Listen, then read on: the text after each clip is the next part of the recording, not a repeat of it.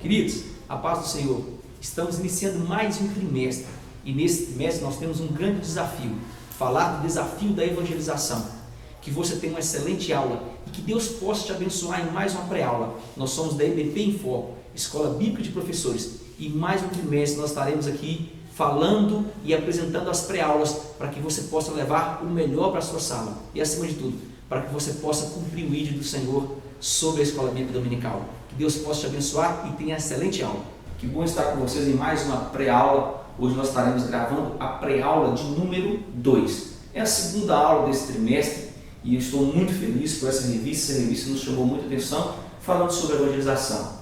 Quero sempre mandar um grande abraço às pessoas que curtem a nossa página. Querido, curta a nossa página, entre no YouTube, no Facebook e deixe seu recado, deixe o seu inscrito para que nós possamos estarmos orando juntos para que a EBD possa crescer no Brasil e fora do Brasil.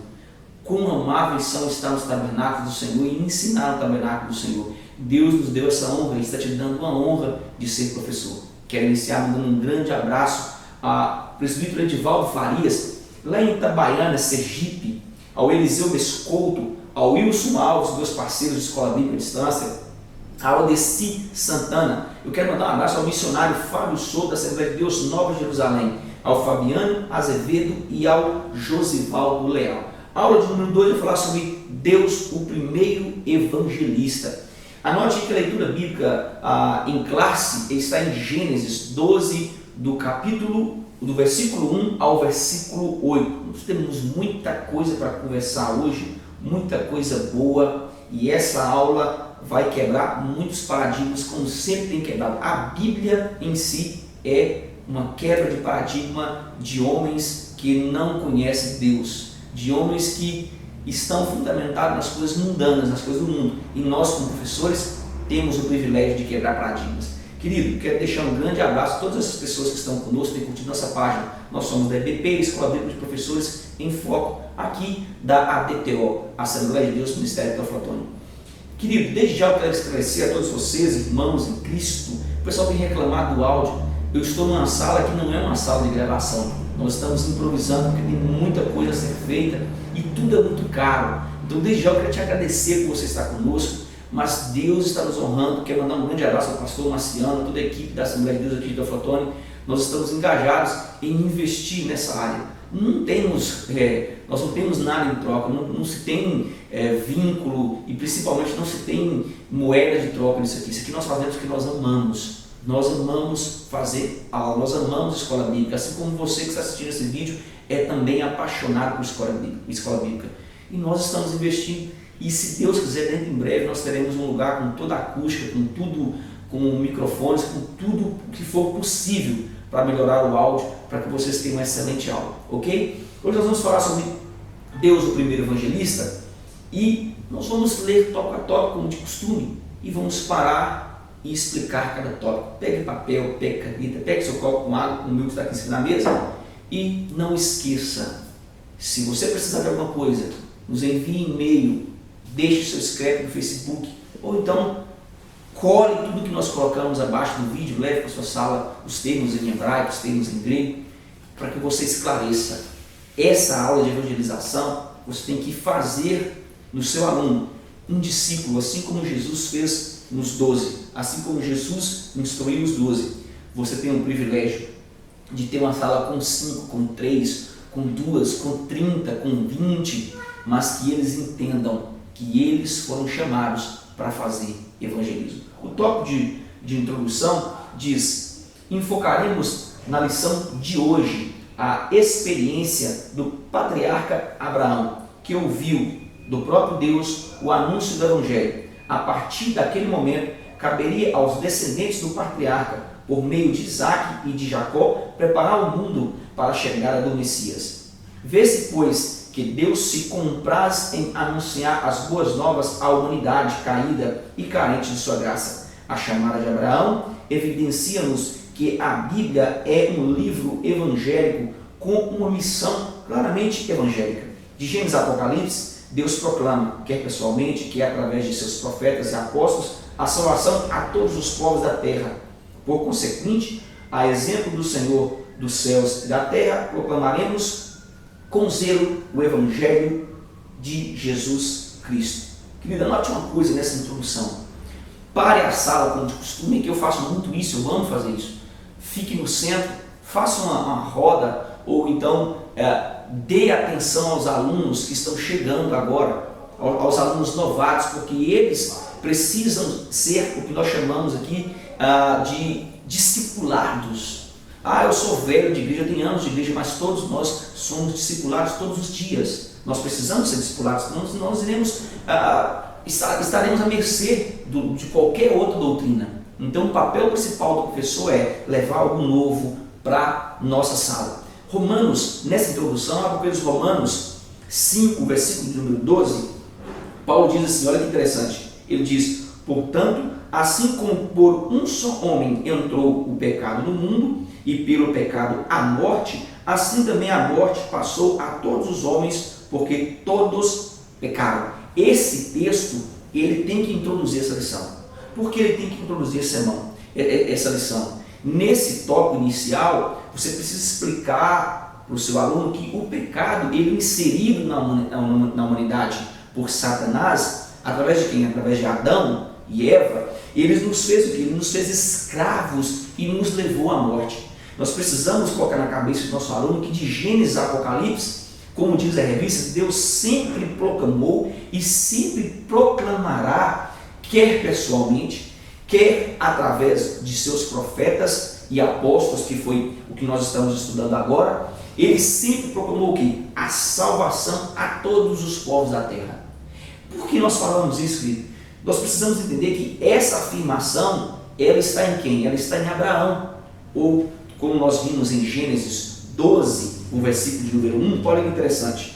Gênesis 12, o versículo de número 1, diz o seguinte, olha o que Deus disse a Abraão, ainda era Abraão, ele vai se tornar Abraão depois, ele diz assim, ora, disse o Senhor a Abraão, sai da tua terra, da tua parentela, da sua casa, do teu pai, e vai para a terra que eu te mostrarei. De ti farei uma grande nação, e te abençoarei, e te engrandecerei o nome, se tu uma bênção. Entenda uma coisa, esse versículo nos mostra que Deus, ele sempre escolhe homens fiéis. Há aqui em Deus uma escolha quando nós falamos de Adão, e Adão no original, quando Deus diz em Gênesis, façamos o homem, na tradução original diz, façamos a humanidade, porque de Adão sairia toda a humanidade, querido. De Adão saiu toda a humanidade, não tem como a ciência tirar esse mérito da Bíblia, como muitos outros méritos que a ciência quer tirar. Então entenda que a humanidade foi criada, então façamos a humanidade de nossa imagem e semelhança. Então houve aqui a escolha de Adão, depois houve a escolha de Noé, porque Noé era um homem justo e bom e andava com Deus. Não é porque Noé servia a Deus, não, é porque a atitude de justiça, ela está no homem, porque foi o próprio Deus que colocou respeito, amor, integridade, caráter.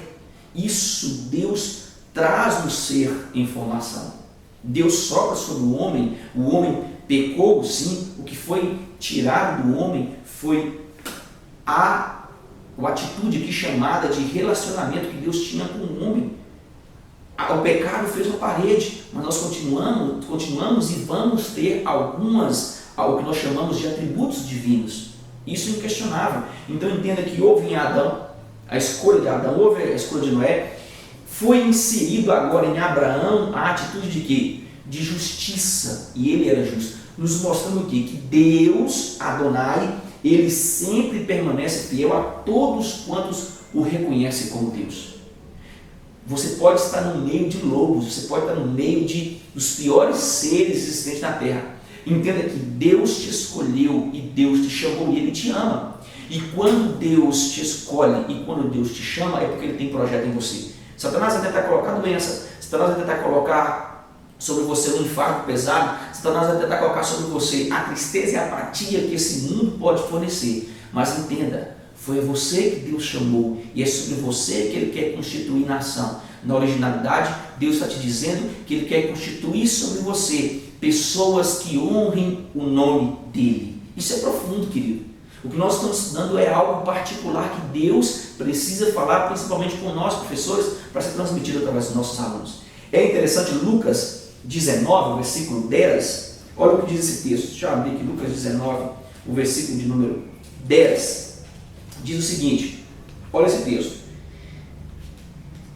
porque o Filho do Homem veio buscar e salvar o perdido. Preste atenção numa coisa. Explique para toda a sua sala que o termo perdido nesse texto de Lucas é traduzido como sem solução. Esse termo aqui é traduzido como desenganado, extraviado, arruinado. Eu acho tão interessante que a linguagem grega usada nesse termo significa apolumi.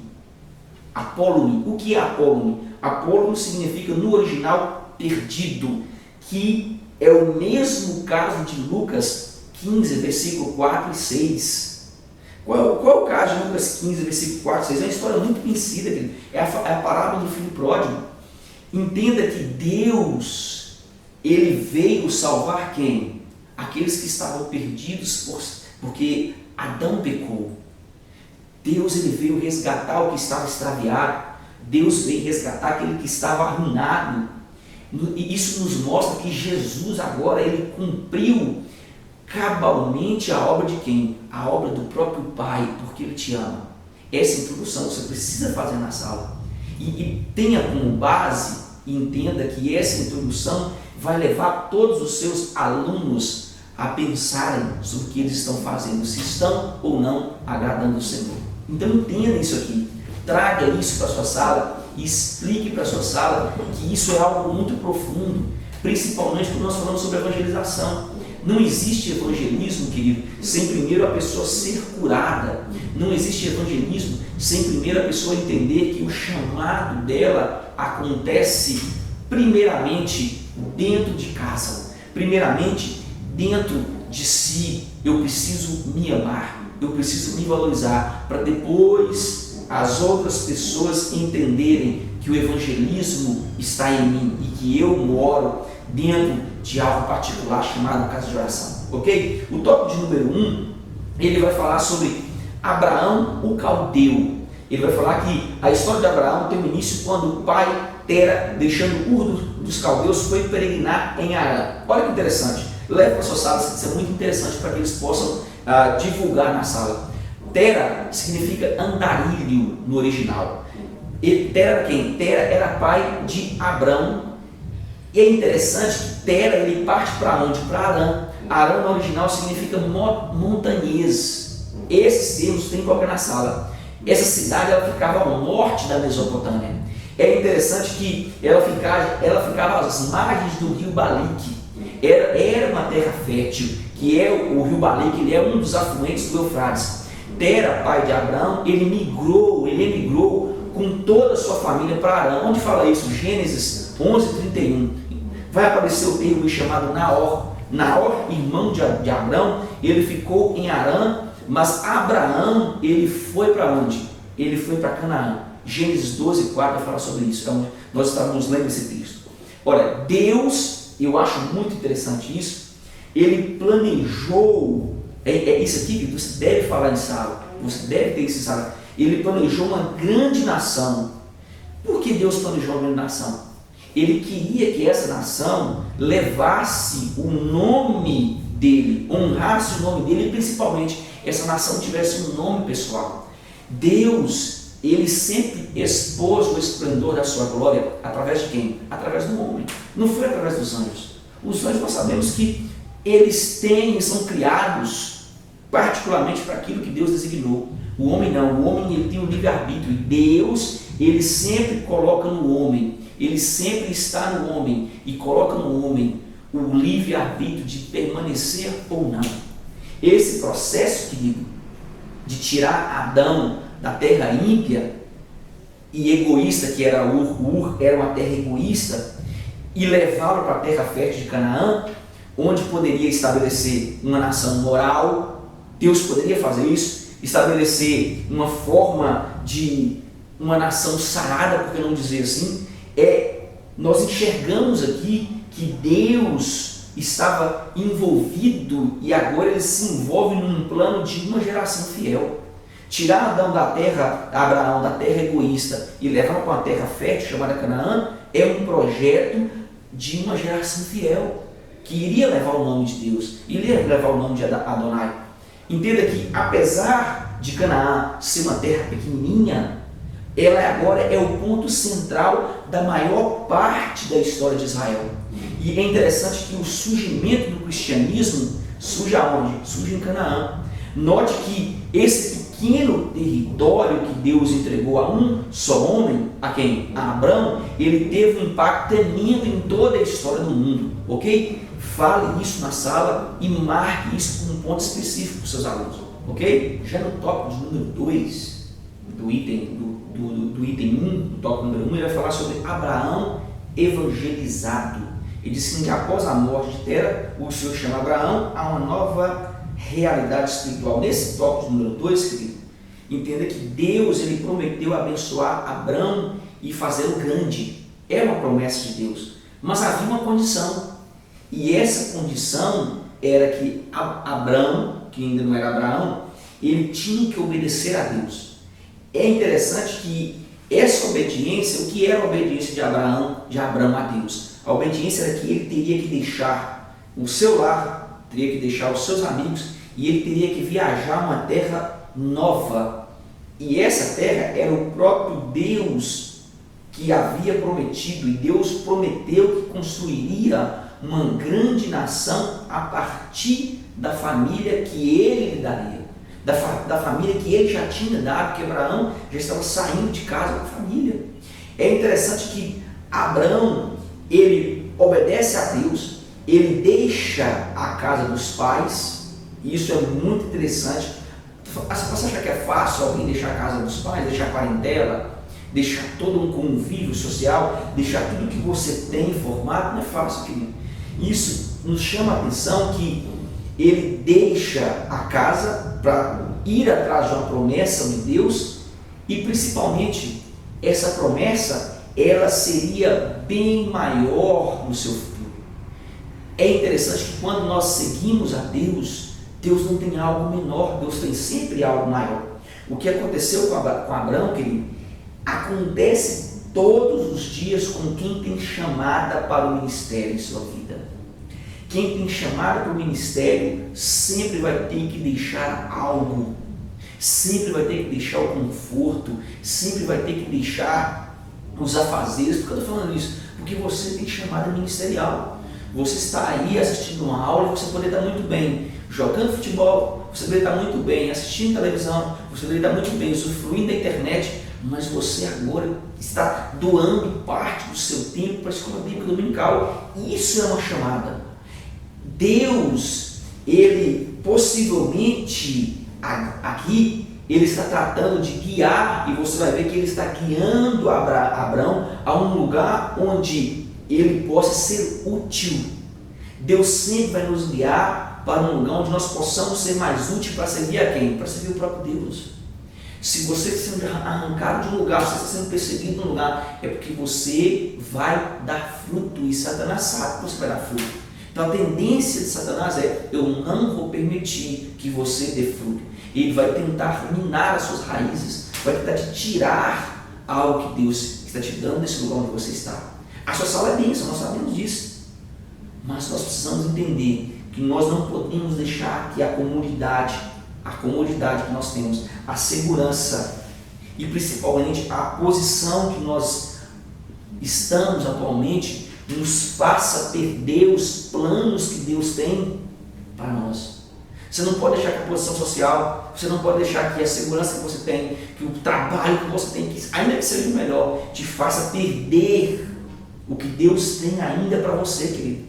Entenda que nós não podemos reclamar, nós não podemos, como diz aqui no original, nós não podemos ficar ruminando, ficar remoendo por dentro, ficar voltando àquilo que Deus já falou que vai acontecer.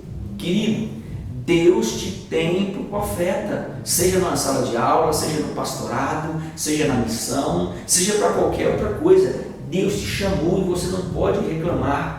Você não pode continuar numa vida de reclamação. Por quê? Porque ser servo não é somente ser agraciado com posição social. Não é, querido.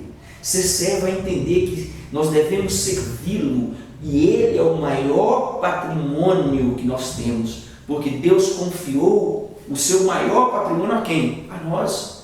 Ele confiou o seu Filho. Ele confiou o nome do seu Filho. E o próprio Jesus confiou e ainda continua confiando em quem? Em seres humanos, pecadores, falhos, que somos eu e você. Entenda que quando nós somos obedientes, assim como Abraão, ele nos faz livres da garra da morte. Por causa da obediência de Abraão, nós fomos livres das garras de Satanás. Por que eu estou falando isso? Porque Abraão, quando ele obedece a Deus, ele gera uma nova aliança. Ele traz consigo um novo pacto. E isso iria chegar até quem, querido? Iria chegar até nós, os gentios. Há um plano de salvação que foi cumprido, foi dado desde Gênesis 3:15. Há um plano que teria que se cumprir. E Abraão faz parte desse plano. Ok, querido? No tópico de número 3 da nossa revista, vai falar sobre o evangelista Abraão. Fala assim, já evangelizar, Abraão faz-se evangelista e sai a apregoar o conhecimento. Nesse tópico, você deve explicar para a sala que o fato de sermos obedientes a Adonai nos faz enxergar e viver o que? Promessas. Nos faz viver promessas. Nos faz viver promessas em tempo de bonança e também em tempo de escassez. É interessante isso aqui que, diferente do que daquelas pessoas que não aceitaram a Jesus Cristo como Senhor, Abraão e nós agora, e isso é muito interessante, deve ser explicado em sala, ele nos mostra que, independente de qualquer posição social, independente de qualquer cargo que nós tenhamos, nós devemos permanecer e ser testemunhas de quem? De Adonai. Aonde? Aonde passarmos, querido. Deus te chamou e essa chamada agora, através do seu testemunho, ela é um quesito para a evangelização. O evangelismo ele não acontece somente de forma verbal. Ele não é só de forma verbal, mas ele é principalmente através do nosso testemunho. Você quer um exemplo disso? Gênesis 20, o versículo de número 7. Olha o que diz esse texto.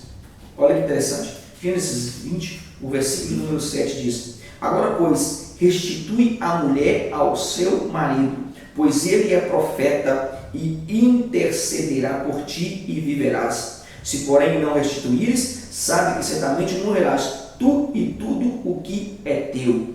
Quando Abraão e Sara foi peregrinar em Gerar, Abraão diz que Sara era irmã dele, com medo de morrer. Realmente Sara era irmã por parte de pai, diz a palavra. Ele agora, Abimeleque toma a sua esposa e em um sonho Deus aparece e diz assim: devolva a Abraão porque ele é profeta, ele é meu. Deus cuida de ti, querido. Deus cuida do que é seu. Deus cuida da sua saúde, Deus cuida dos seus planos, Deus cuida do seu trabalho. Ele é Deus e Ele é suficientemente grande para cumprir tudo aquilo que Ele prometeu. E quando Abraão falou isso, querido, Deus aparece, o Abimeleque diz assim: restitui, entrega, porque ele é profeta. Os planos de Deus para Abraão era grande, os planos de Deus para Abraão era grande e ele cumpriu todos. Então entenda, aquilo que o inimigo tentou tirar ou até tirou de você, querido, tem uma coisa, vai ter que voltar quadriplicado, vai ter que voltar, querido, com juros e correção monetária, porque o nosso Deus, não brinca com Deus não, querido. Entenda que Deus, Ele zela, Ele como um pai zela. Sabe que você tem filho, você vai conseguir ver alguém tirar alguma coisa do seu filho e ficar normal? Sabe que você tem filho, vai conseguir ver alguém traindo seu filho e ficar normal? Se nós, como pensamento humano, somos assim, imagina o nosso Deus. Deus tem cuidado, Deus tem zelado, apenas confie. Esse é o processo de evangelização. Nós confiamos, nós nos entregamos e Ele cumprirá. No tópico de número 2 da revista, ele fala sobre a palavra de Deus é evangélica. Fala que a Bíblia Sagrada é um livro essencialmente evangélico. Nesse tópico de número 2, eu queria que você abrisse Lucas 24, o texto de Lucas 24, isso, Lucas 24, o versículo de número 25, 27, traz um texto, olha o que diz esse texto, diz 25 a 27, diz: então lhes disse Jesus, os necessitados de coração, para crer tudo, honestos e tardos de coração, para crer tudo o que os profetas disseram. É interessante esse texto, Lucas 24, 25 e 27, que ele vai narrar o seguinte, olha que interessante. Então lhes disse Jesus, honestos e tardos de coração, para crer tudo o que os profetas disseram. Porventura, não convinha que o Cristo padecesse e entregasse na sua glória? E começando por Moisés, discorrendo por todos os profetas, expunha-lhes o que a respeito constava em todas as Escrituras. Querido, os discípulos a caminho de Emaús começaram a indagar-se sobre se realmente a história era ou não verídica. Esse texto nos mostra que Deus, em todo o tempo, ele especifica que houve um plano de salvação e conquista do que havia perdido, do que estava desgarrado. Há um plano de salvação em Gênesis 3, versículo 15, que vocês conhecem muito bem. Há um plano de salvação em Êxodo 12, 24 e 25. Isso nos leva e nos mostra que nós precisamos entender que sempre há uma proteção do próprio Adonai, e ele cumpriu e cumpre o que foi prometido em Deuteronômio 18, versículo de número 15. Olha que interessante, Deuteronômio 18, o versículo de número 15. Olha o que diz esse texto, versículo de número 15. Olha, ele diz: suscitar-lhe-ei um profeta do meio dos seus irmãos, semelhante a ti, em cuja boca porei as minhas palavras, e ele lhes falará tudo o que eu lhe ordenar. Essa palavra se cumpre em Mateus 1, o versículo, Mateus 1, o versículo de número 22. Olha que interessante. Ora, tudo isso aconteceu para que se cumprisse o que foi dito pelo Senhor por intermédio do profeta. Aí o versículo de número 23 diz: eis que a virgem conceberá e dará à luz um filho, e ele será chamado pelo nome de Emanuel, que quer dizer Deus conosco.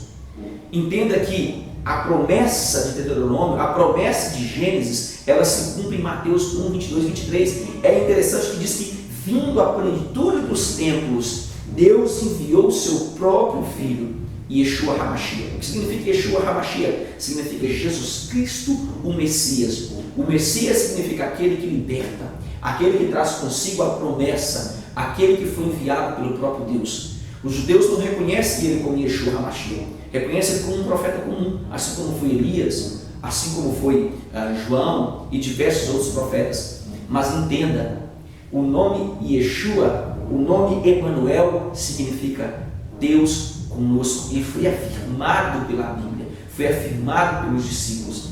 Nesse tópico, leve isso para a sua sala, que Deus sempre prometeu e Deus sempre cumpriu as suas promessas. No tópico de número 1, fala sobre a lei de Moisés é evangélica, no item 2. Nesse tópico número 1, você vai falar para a sua sala que a confirmação de Yeshua, de Jesus, ela vinha de uma linhagem real, ela é estabelecida em Mateus 1, o versículo de número 1. Tem pessoas que não gostam de ler esse texto. Ele diz assim, livro da genealogia de Jesus, filho de Davi, filho de Abraão. Não diz Abraão. Há uma nova aliança de Abraão para Abraão. Isso, você deve estudar isso. Essa genealogia, esse texto de Mateus 1, nos mostra que há algo particular nesse texto. Há uma especificação, e esse texto nos mostra que é uma forma interessante que Mateus iniciou o seu livro dirigindo a audiência a todos os judeus. Ele começa o livro dizendo da genealogia de Jesus Cristo, filho de Davi, porque os judeus acreditam em Davi. E aí ele pega no calcanhar de todos os judeus dizendo, filho de Abraão. Os judeus conhecem Abraão. Se você fala sobre Jesus, eles viram a cara, mas quando você fala de Abraão, ele diz, é nosso pai na fé. Então ele diz que há uma especificação. Então Mateus leva essa genealogia dizendo que é dada a Jesus um reinado. Entende isso aqui, querido? Que como uma genealogia, ela podia demonstrar a posição de uma pessoa como escolhido de Deus. Mateus, ele começa o livro nos mostrando que Jesus era descendente de Abraão. Ele nos mostra que Abraão, o pai dos judeus, era da linhagem de quem? Do próprio Cristo. E o próprio Cristo é da linhagem de Abraão. Há um concerto. Entenda que ele é descendente direto de quem? Do rei Davi. É interessante que quando nós falamos que ele é descendente do rei Davi, ele cumpriu completamente as profecias do Antigo Testamento que se referiam à linhagem do Messias.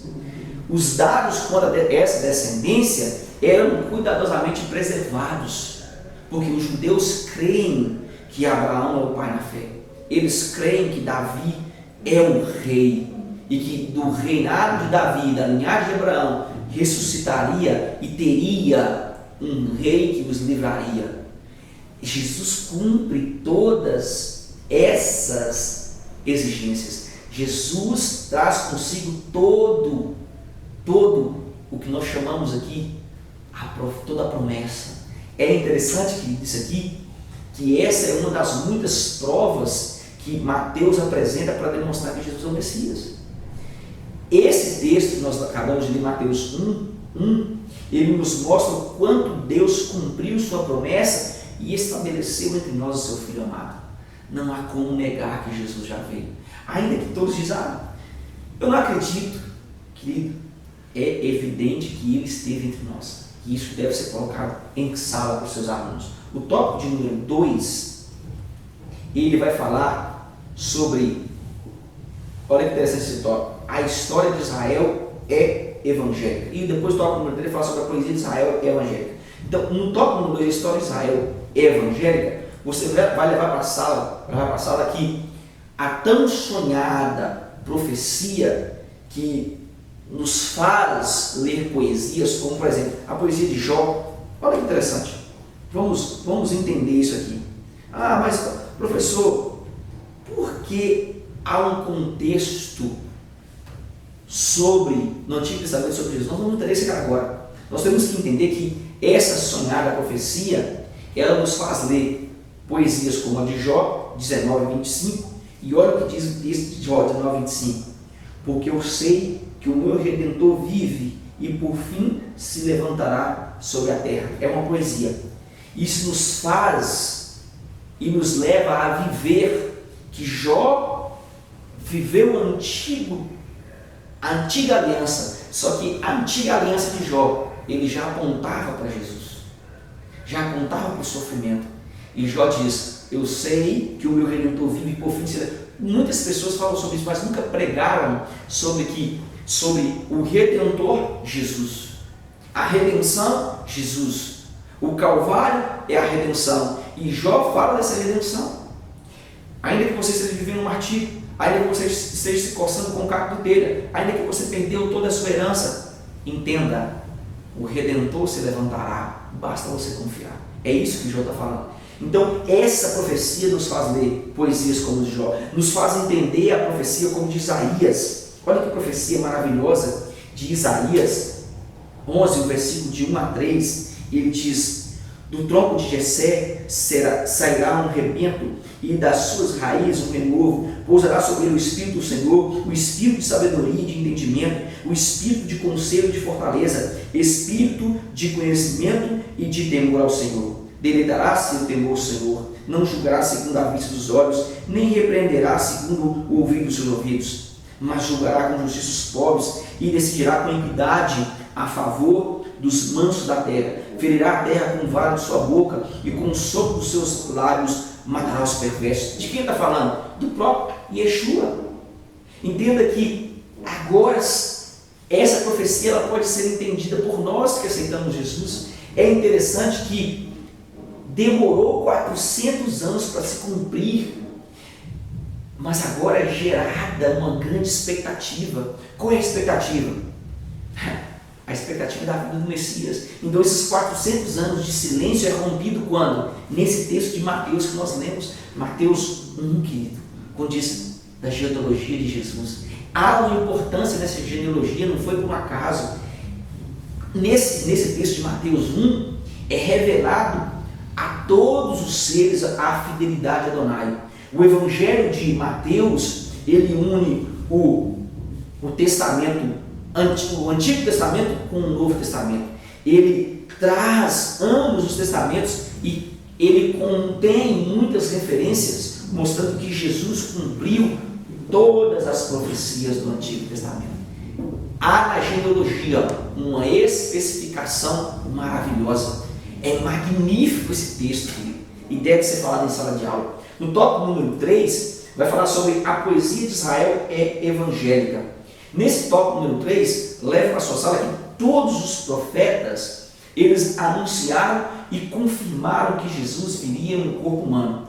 Ele seria perseguido, ele seria morto, mas acima de tudo, querido, ele é revelado a todos que venceria, e ele revelou a todos que ele venceria a morte e que ele sentaria à destra do Pai. Isso está mostrando que ele realmente é o esperado das nações. Onde eu acho a base bíblica sobre isso, professor Elias? Atos, e vai ser muito lido Atos nessa revista, Atos 2, o versículo 32 a 36, olha o que diz esse texto. Diz: a este Jesus, Deus ressuscitou, do que todos nós somos testemunhas. Olha que interessante. Exaltado, pois, à destra de Deus, tendo recebido do Pai a promessa do Espírito Santo, derramou isto que vedes e ouvis. Porque Davi não subiu aos céus, mas ele mesmo declara: disse o Senhor ao meu Senhor, assenta-te à minha direita. E ele especifica: até que eu ponha os teus inimigos por estrado dos teus pés. E no versículo de número 36, ele diz: esteja absolutamente certa, pois a toda a casa de Israel, de que este Jesus que vós crucificastes, Deus o fez Senhor e Cristo. Esse texto é magnífico. Esse texto nos mostra que há uma união e há uma especificação. Principalmente, nós entendemos o porquê a poesia de Israel ela é evangélica. Porque houve entre os discípulos, houve entre toda a história a certeza de que ele realmente é o Cristo. A certeza de que ele realmente traz consigo os profetas e os seus evangelhos. Todos se confirmam em uma só tese de que Jesus realmente trouxe consigo a maravilha de Deus para a terra. Ok, querido? Já no tópico de número 3, a especificação do tópico de número 3, ele vai falar, você está com a revista acompanhando, ele vai falar sobre executando o trabalho de Deus. Executando o trabalho de Deus. E no subtópico número 2 vai Israel e evangelização mundial. Nesse tópico número 3, você precisa entender que existe um grande problema quando nós estamos em um tempo de bonança. Leve isso para a sua sala de aula. Qual é o problema quando nós estamos em um tempo de bonança? E quando você ler o texto, você vai entender o que eu estou falando. O problema quando nós estamos em um grande tempo de bonança é o problema de esquecer-se para que nós fomos criados. Esquecer-se o porquê nós somos chamados. Querido, Israel só foi levado a diversos cativeiros porque esqueceu de espalhar a boa nova, esqueceu de falar o evangelho, esqueceu de falar do evangelho. Nós precisamos entender que assim somos nós na atualidade. Assim somos nós porque nós devemos entender que nós temos e que tudo que nós ganhamos, tudo que nós temos hoje, tudo que nós angariamos, ele deve ser para participar de missões. Tudo que nós temos, tudo que nós ganhamos, nós devemos entender que é para ser principalmente entregue com sabedoria. Não estou falando para você entregar nada aqui, não estou te fazendo proposta para você entregar a sua casa, seu carro, não. Estou falando que isso é participativo, deve ser participativo na obra de missões. Tem pessoas que não participam com missões, tem pessoas que não colaboram com missões, e nós precisamos entender que quando nós estamos num tempo de bonança, há um perigo de esquecer o porquê Deus nos criou. Para que Deus nos criou? Deus nos criou para que o Evangelho fosse disseminado. Deus nos criou para que o Evangelho fosse avante. Deus nos criou para que nossos bens os sirvam com integridade. É interessante que nesse tempo nós passamos por alguns momentos de aflições, e esses momentos de aflições é porque nós não somos fiéis a Adonai. Querido, por que você está falando isso, pastor? Porque Israel foi levado a diversos cativeiros porque não entendeu que eles tinham o privilégio de evangelizar, tinham o privilégio da boa nova. Assim somos nós na atualidade. Porque nós passamos por aflições em nosso tempo, porque nós sofremos esses cargos e parece que tudo está dando errado, nada dá certo, as portas estão fechadas, porque nós não estamos colaborando para que a obra cresça. E isso deve ser discutido em sala, deve ser levado em sala, ok? No tópico de número 2 dessa revista, do item 3, vai falar sobre a missão intransferível da igreja.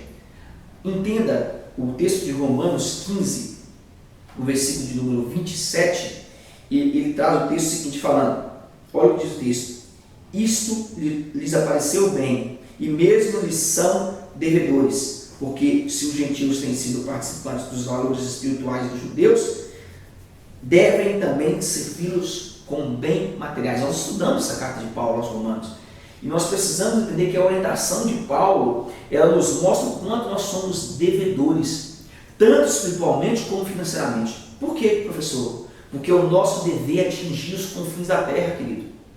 Entenda que levar a palavra de Deus aos 4 cantos do mundo é o nosso dever.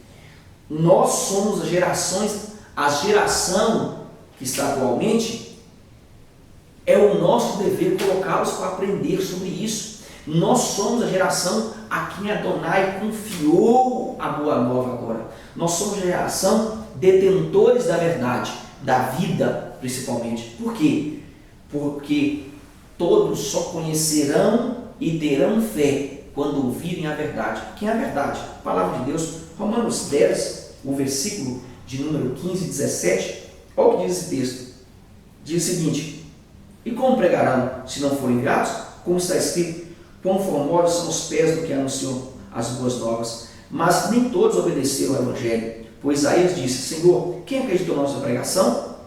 Pela palavra, olha, e assim é a fé pela pregação, e a pregação pela palavra de Cristo. Nós temos o privilégio de servir, nós temos o privilégio de falar de Jesus nessa geração. Entenda, você tem um chamado. Esta aula, querida, é magnífica para se falar sobre evangelização. Essa aula é magnífica para especificar o quanto nós somos devedores, o quanto nós devemos. Paulo falou que nós devemos os gentios, os judeus, tanto espiritualmente como financeiramente. É o nosso dever fazer missão, é o nosso dever levar as boas novas aos 4 cantos do mundo, é o nosso dever. A conclusão diz: temos um Deus evangelizador. Ele se compraz em anunciar boas novas à humanidade. Hoje, porém, o Senhor o faz através de quem? De nós. Por isso, falemos de Cristo a todos, em todo tempo e lugar. Jesus em breve virá. O Deus evangelizador espera de todos nós uma atitude também evangelizadora. É o seu dever, é o meu dever. É tempo de fazer missões, é tempo de ganhar almas e, principalmente, é tempo de despertar a nossa sala para falar sobre Yeshua HaMashiach. Que Deus te abençoe, excelente aula e Ahem Shalom.